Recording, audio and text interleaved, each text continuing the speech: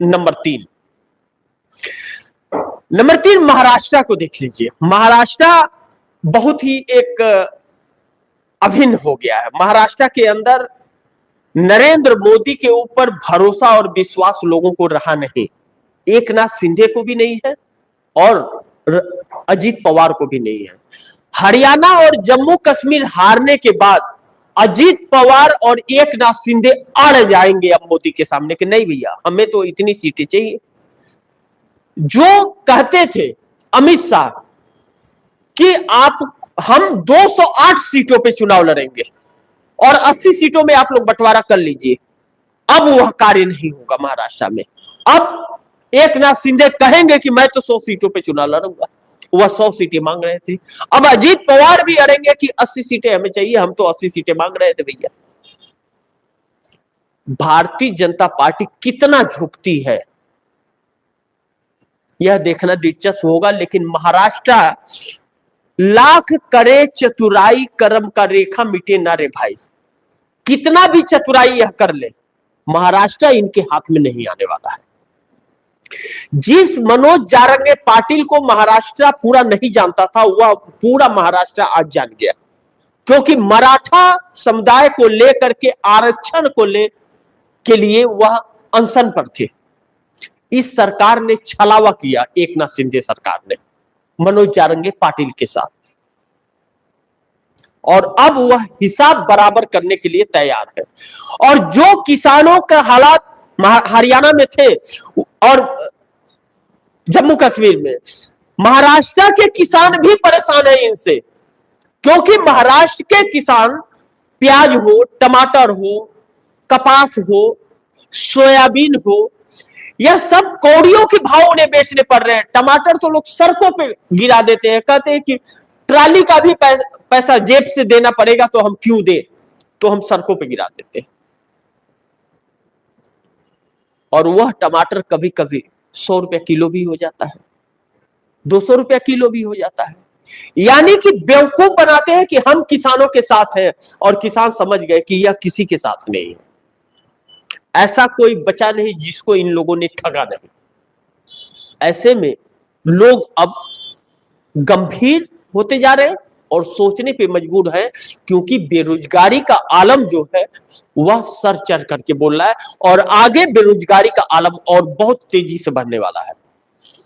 महंगाई जो बढ़ेगी वह कमर तोड़ महंगाई होने वाली है, उस महंगाई को कोई संभाल नहीं पाएगा। यह वजह है, और नरेंद्र मोदी की लगातार यह हार, मैंने आप दर्शकों को कहा था कि हरियाणा और जम्मू कश्मीर की हार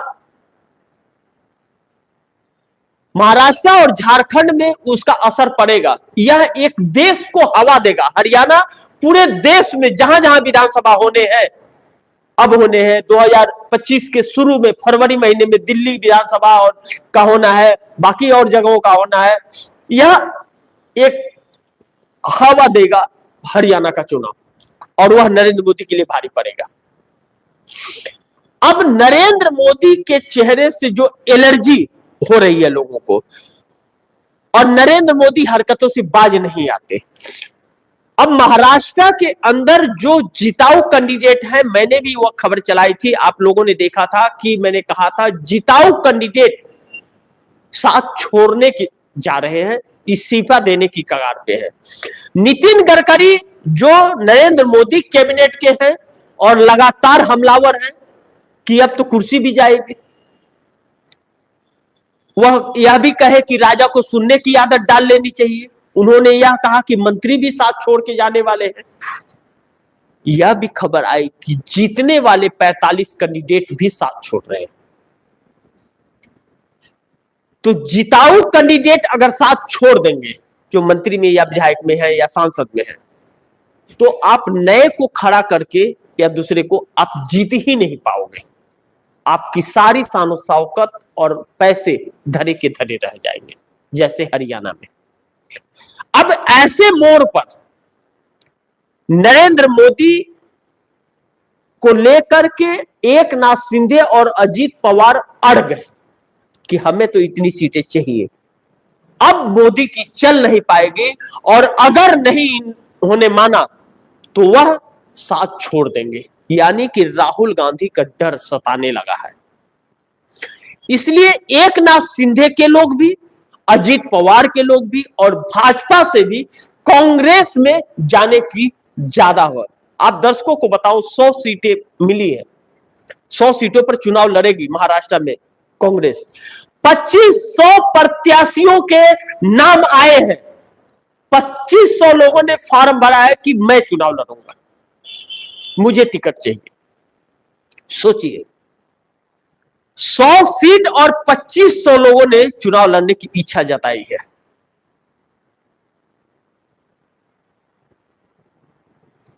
कांग्रेस उसमें से राहुल गांधी फैसला करेंगे, और जो भी आएगा, राहुल गांधी का यह कहना कि हम आपको टिकट देंगे, इस चीज की गारंटी नहीं दे सकते। जो कांग्रेस के वर्कर हैं या जो एनसीपी शरद पवार के वर्कर हैं, चाहे जो उद्धव ठाकरे शिवसेना के वर्कर हैं, वर्कर को छोड़कर बाहरी को कैसे टिकट देंगे? यह काम नहीं होगा। यह भाजपा नहीं है, मोदी नहीं है, यह कोई। जितने बिरादरी है, हर बिरादरी रहेंगे। यह चीजें नरेंद्र मोदी को सताने लगी है या नरेंद्र मोदी को परेशान करने लगी है। नरेंद्र मोदी के लिए या राहुल गांधी का जो नजरिया है लोगों के हक के लिए, और आज के समय की जरूरत यह है कि हर किसी को एक नायक चाहिए, लेकिन वह नायक उनके लिए करने वाला हो, नरेंद्र मोदी जैसा नायक न हो। उस पर खड़े उतरते हुए राहुल गांधी नजर आ रहे हैं। तो राहुल गांधी सबको कर रहे, चाहे वह जिताऊ कैंडिडेट हो और चाहे हराऊ कैंडिडेट हो, कि भाई हम आपको टिकट देंगे, इस चीज की गारंटी नहीं है। अगर आप इस सोच से आ रहे हैं कि आपको टिकट देंगे तो आप मत आइएगा। उसके बावजूद लोग कांग्रेस में जाने के लिए तैयार है।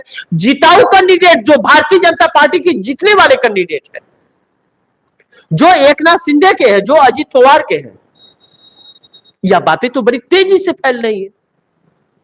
यानी कि महाराष्ट्र अपना असर दिखाने लगा है। लेकिन एक चीज हमें नहीं भूलना चाहिए कि नरेंद्र मोदी ने जो माफी मांगी महाराष्ट्र के अंदर, वह माफी नहीं थी, अकड़ था।